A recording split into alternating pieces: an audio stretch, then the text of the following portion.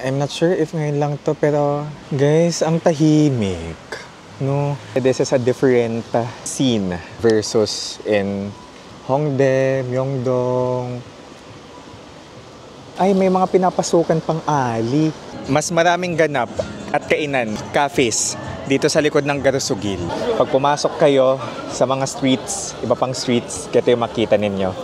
Daming pubs. I love it. Hello guys! Annyeonghaseyo. Kumusta kayong lahat? This is Dave, the Kuripo Traveler, at nandito tayo ngayon sa Seoul, South Korea. So today, actually tonight na, it's 7 p.m., we decided na magpunta sa Gangnam. So galing tayong Sunsu, nag-cafe hopping.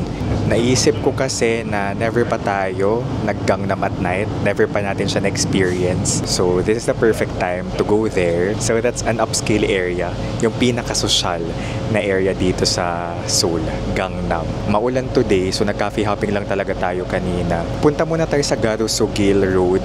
Sabi ni Minmin, maganda din daw maglakad-lakad doon. If you will travel in the Philippines, Korea, or anywhere else in the world, you can book your travel items, tours, hotels on Klook and use my promo code DaveGinukluk for discount. You can also book your hotels on Agoda and use my promo code DaveAgoda, capital letters yan na, for 10% off on hotels. For activities naman on Agoda, you can use my promo code KuripotaGoda for 5% off on activities. For Agoda codes, make sure to redeem on mobile app. Makikita nyo sa baba yung deals na tab. Iko-comment ko yung links na mga pwede ninyong mabook sa comment section. Alright! Welcome to Gangnam, guys! Bumaba tayo dito sa Shinsadong Goge. So, yung Garusugil, it's in Sinsa. Tapos yung Sinsa, it's in Gangnam. Okay? So, ito yung mga bus na dumadaan, like nagbababa dito. 145, 148, tapos galing tayo sa 4212. Let's go! This is Gangnam. It's our first time to explore Gangnam at night. Kaya, it's refreshing to be here. Refreshing kasi umuulan. I can just see tall buildings. And wala gaanong tao sa area na to. So, lalakarin natin papuntang Garusugil.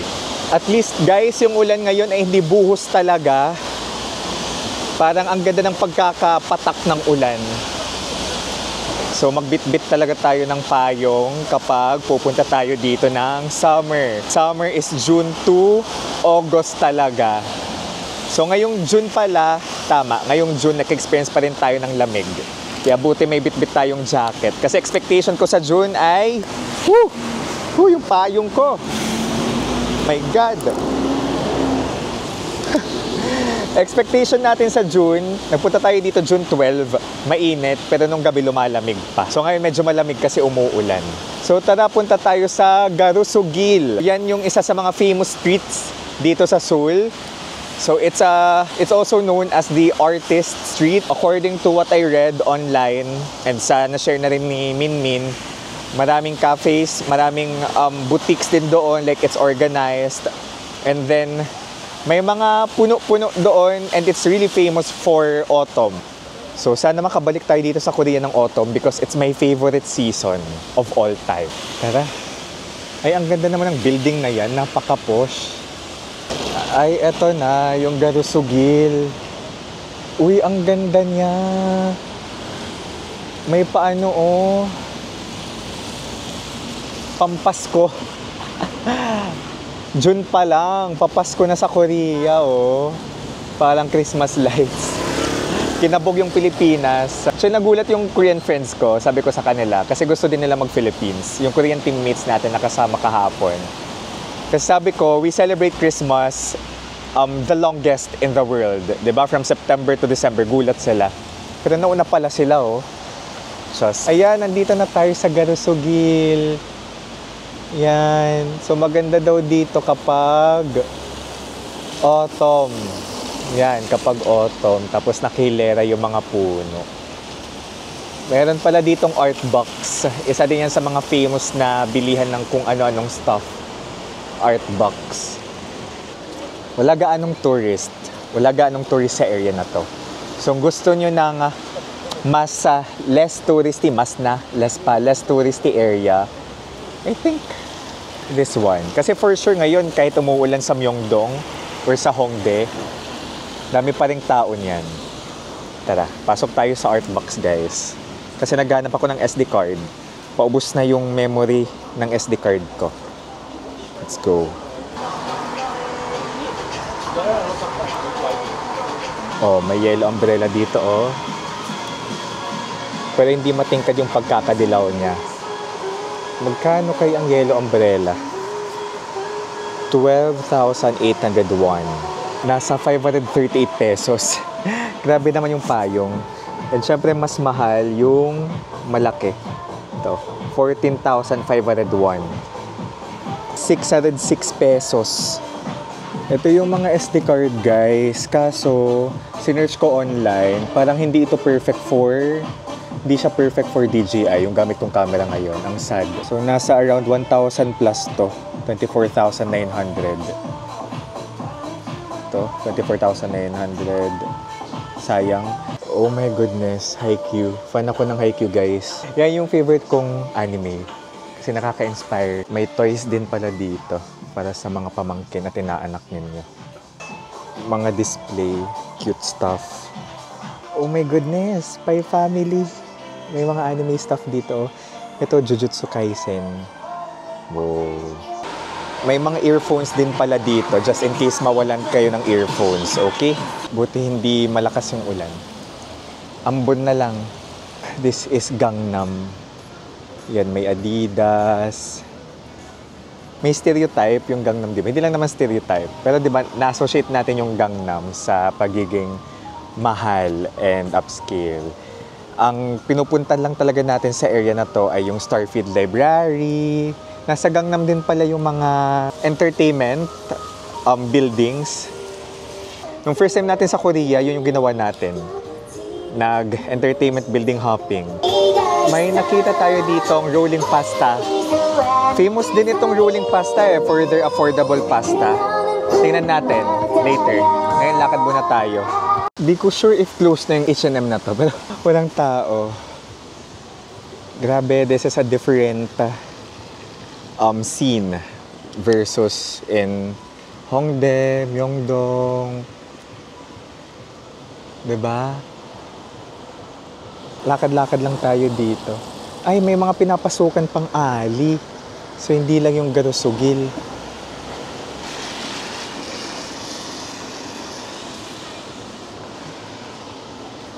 Ito siya.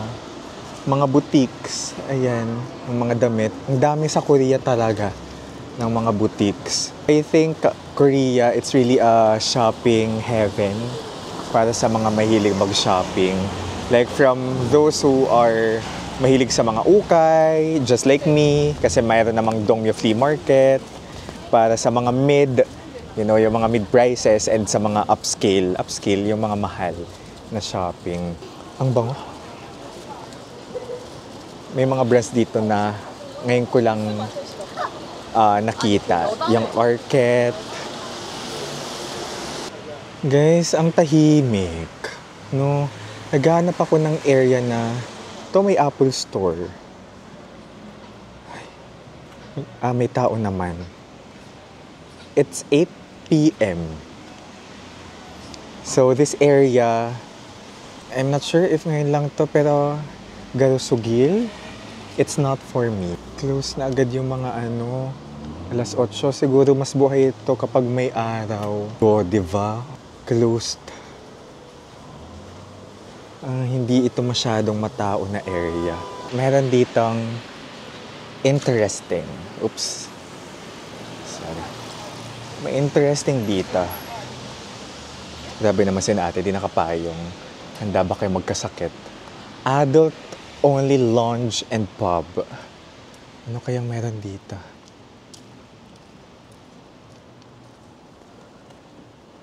Gusto bang silipin?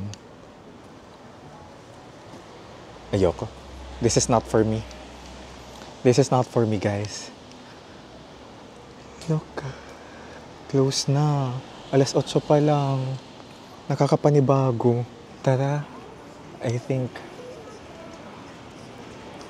we're almost end of the road. Punta naman tayo sa kabila.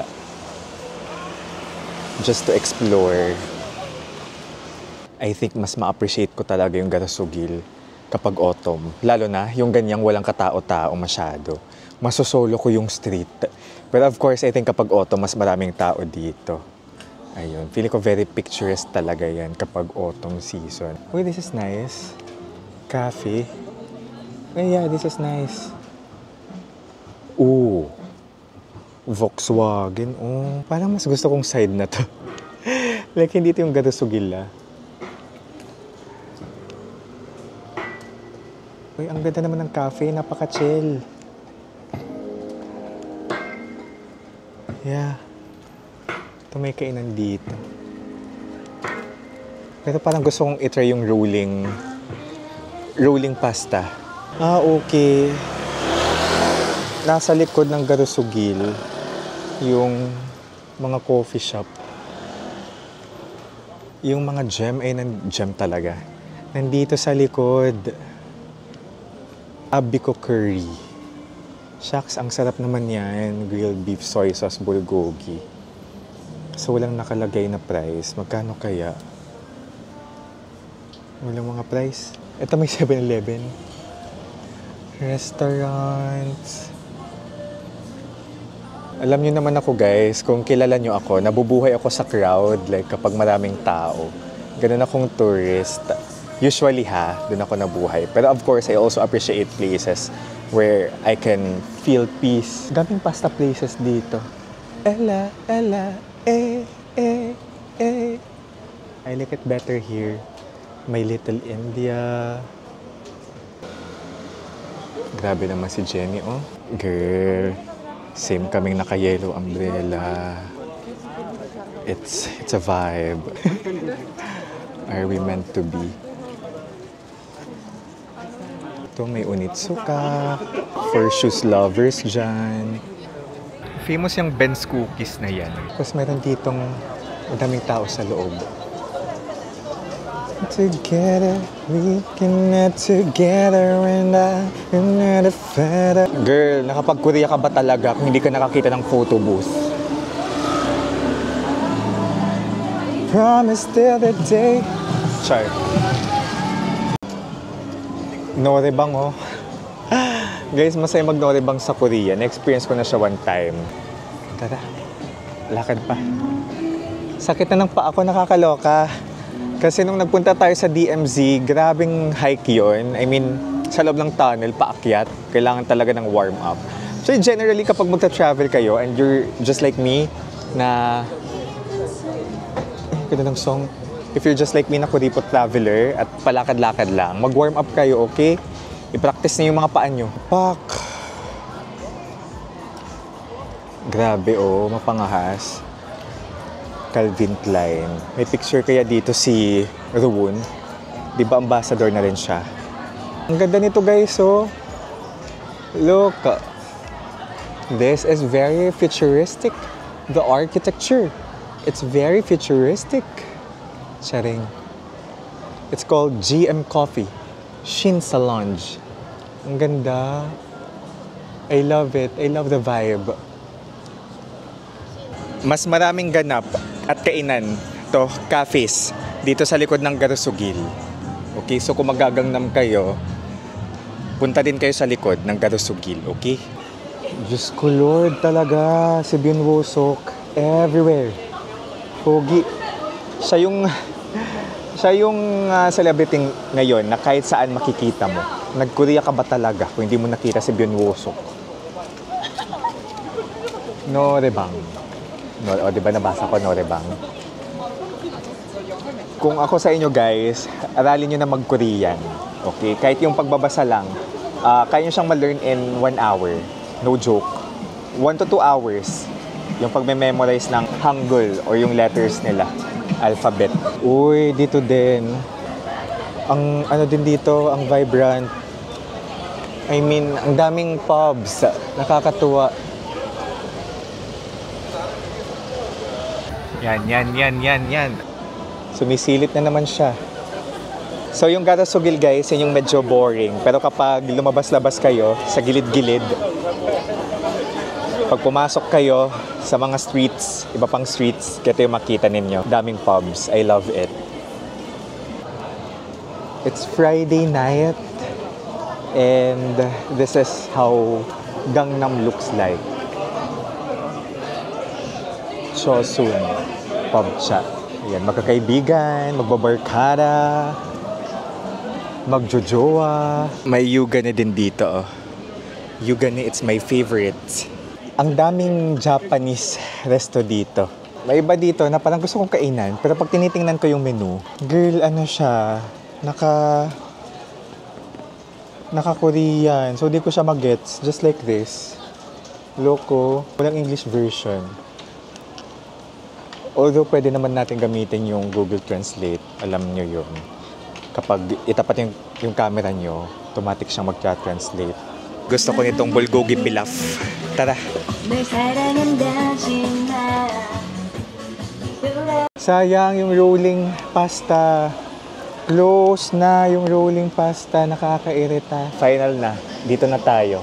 Hindi ko lang basa dyan. Pero parang okay yung mga food nila. Let's go. Ito na po ang ating kimchi stew. So nasa ano lang to guys. 439 pesos. Tapos may side dish tayo dito or banchan. This is perfect for a rainy evening. Anong oras na ba? 9:52 na pala. Tapos meron tayong rice. Nandito sa gilid yung chopsticks. Ayan. Usually ganito talaga yung setup ng mga Korean restaurant. Gutom na ba kayo? Kasi ako gutom na.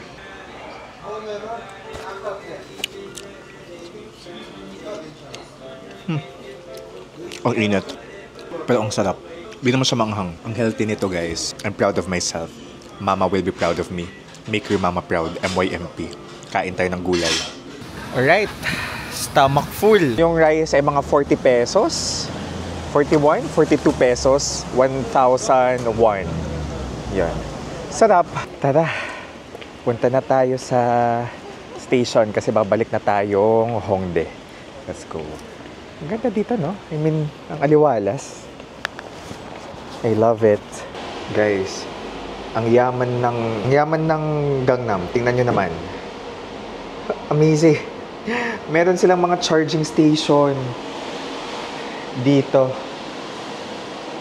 Ang galing. First time ko makita ng ganito. Ayan, no? Yung pa-charging station nila. So, mabubuhay tayo dito sa Gangnam kahit wala tayong power bank. As in,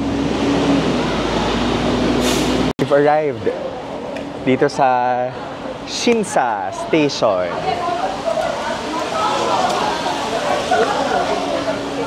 Daming pogi, nakakaloka. Happy Friday. Ito na.